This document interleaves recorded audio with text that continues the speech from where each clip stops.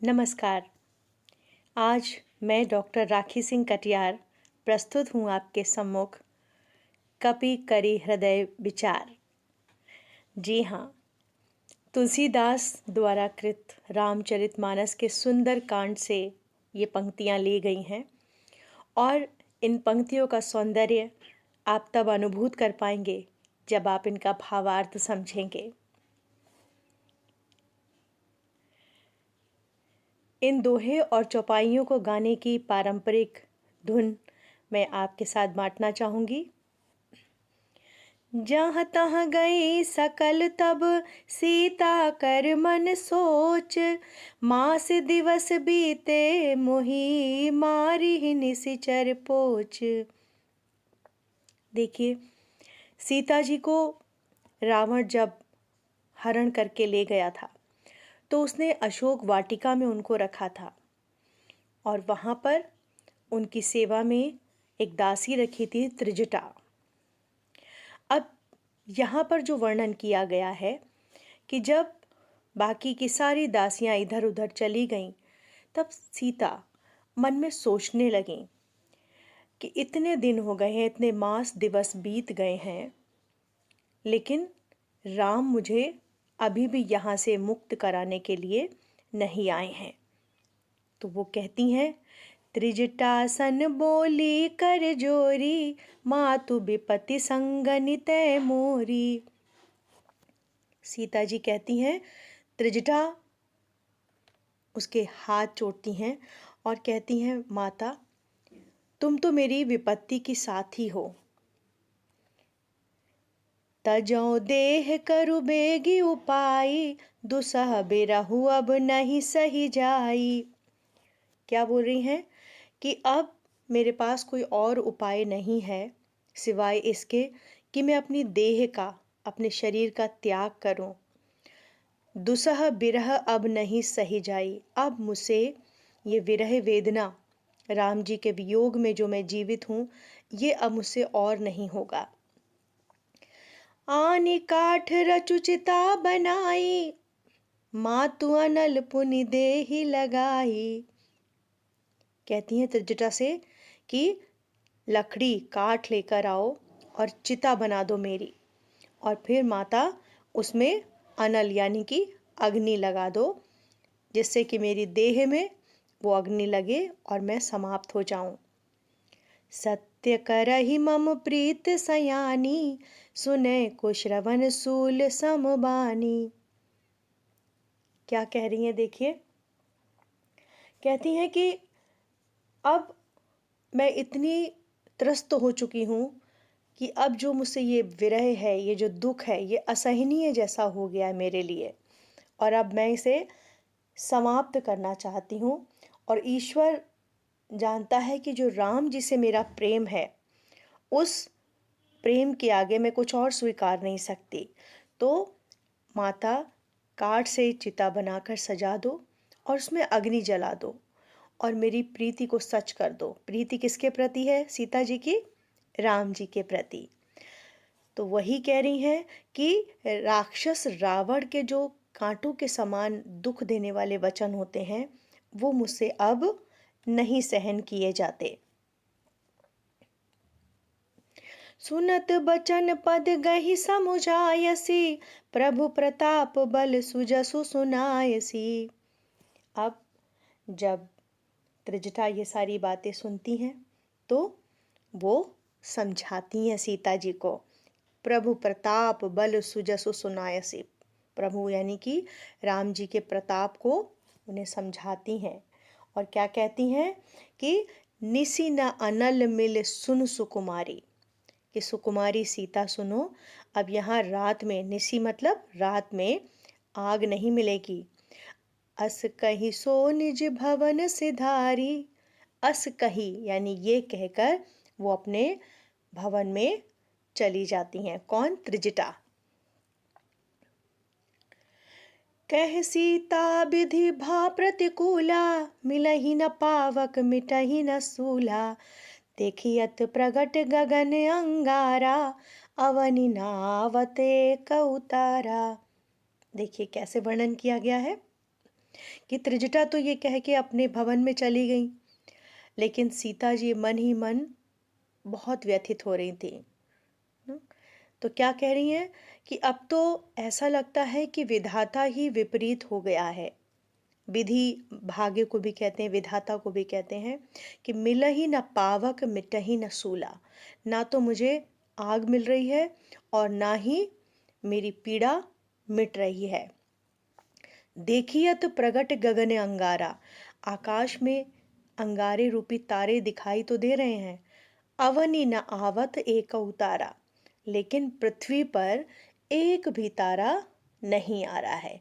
देखिए सीता जी इतनी दुखी हैं कि उनको जो शीतलता देने वाले चांद और तारे हैं वो भी सब आग का गोला लग रहे हैं, सब अग्नि बरसा रहे हैं, लेकिन उन्हें अग्नि कोई दे नहीं रहा है।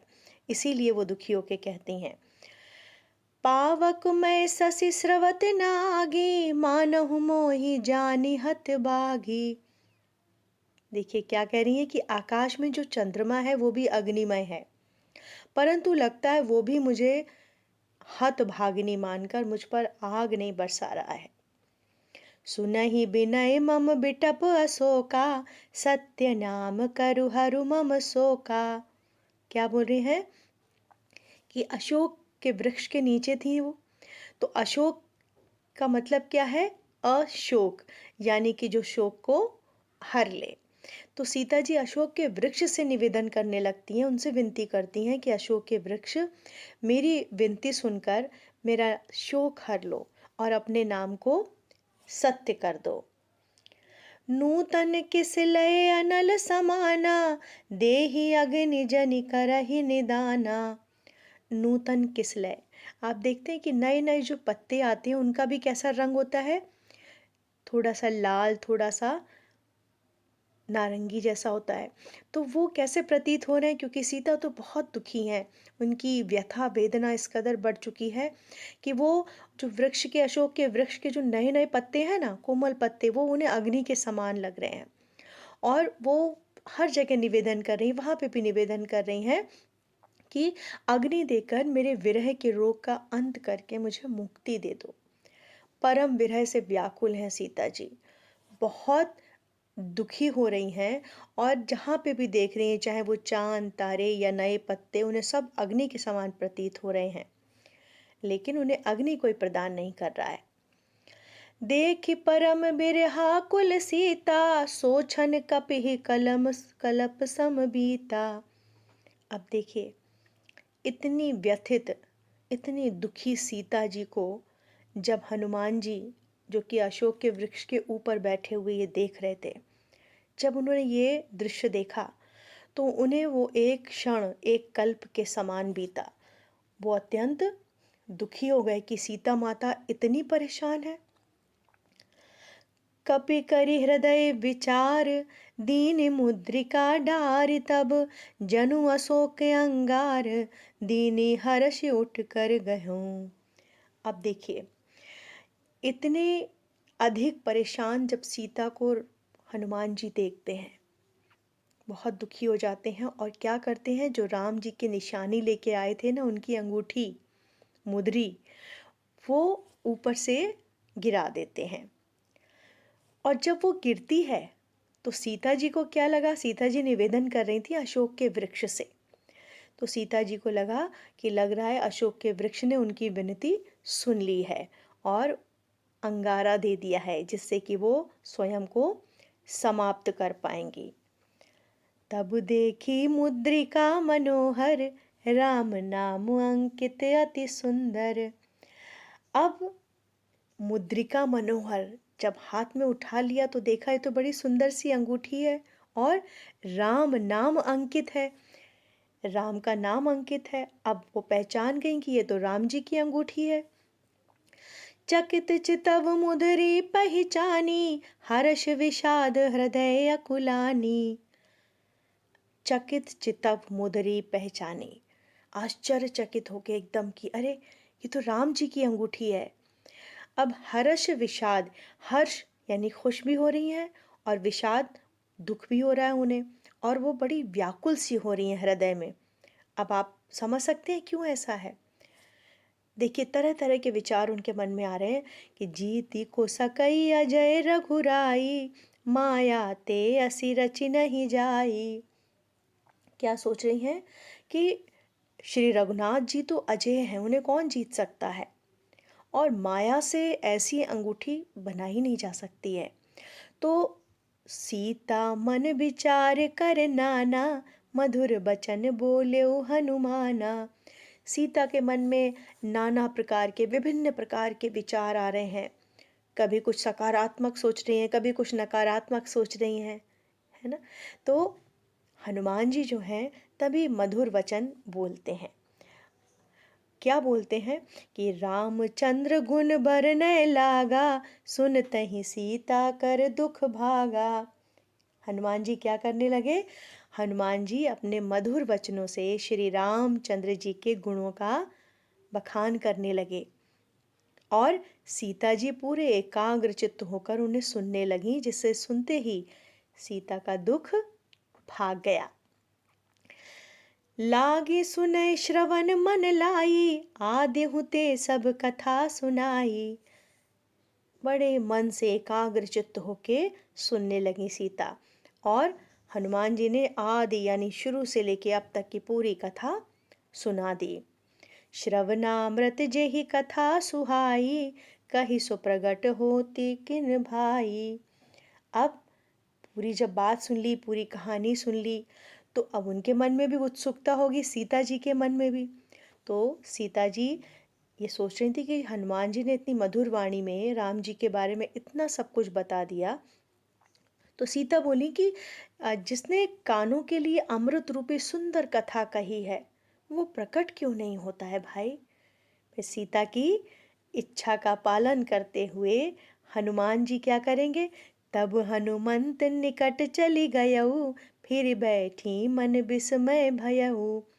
अब सीता की इच्छा का पालन करते हुए हनुमान जी जो हैं वो निकट गए, उनके पास गए चल के। और फिर क्या हुआ? हनुमान को जब देखा तो मन विस्मय भयऊ, सीता आश्चर्य में पड़ गई, आश्चर्य में पड़ गई। अब क्यों आश्चर्य में पड़ गई? राम दूत मैं मातु जानकी, सत्य शपथ करुणा निधान की। अपना परिचय हनुमान जी सीता जी से साझा करते हुए कहने लगे कि माता जानकी, मैं श्री राम का दूत हूँ और करुणा निधान की सच्ची शपथ खाता हूँ।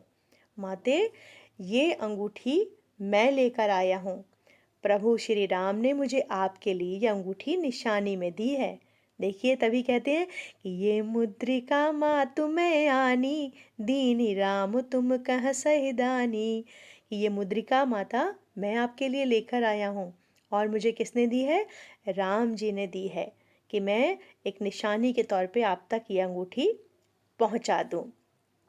अब देखिए, अब एक और चीज़ आएगी। सीता के मन में एक और बात का आश्चर्य है, वो कहती हैं कि नर बान रही संग कहूँ कैसे, कहीं कथा भई संगति जैसे। नर और बानर, अब राम जी नर और हनुमान जी वानर। तो पूछती हैं कि अरे ये नर और वानर का संग कैसे हुआ, ये मुझे बताओ। तत्पश्चात हनुमान जी ने पूरी कथा सीता को सुनाई कि किस तरह से हनुमान और श्री राम का मिलन हुआ था। कपि के वचन सब प्रेम सुन, उपजा मन विश्वास, जाना मन क्रम वचन ये, कृपा सिंधु कर दास। और जब कपि के वचन सुने, कैसे वचन? प्रेम भरे हुए।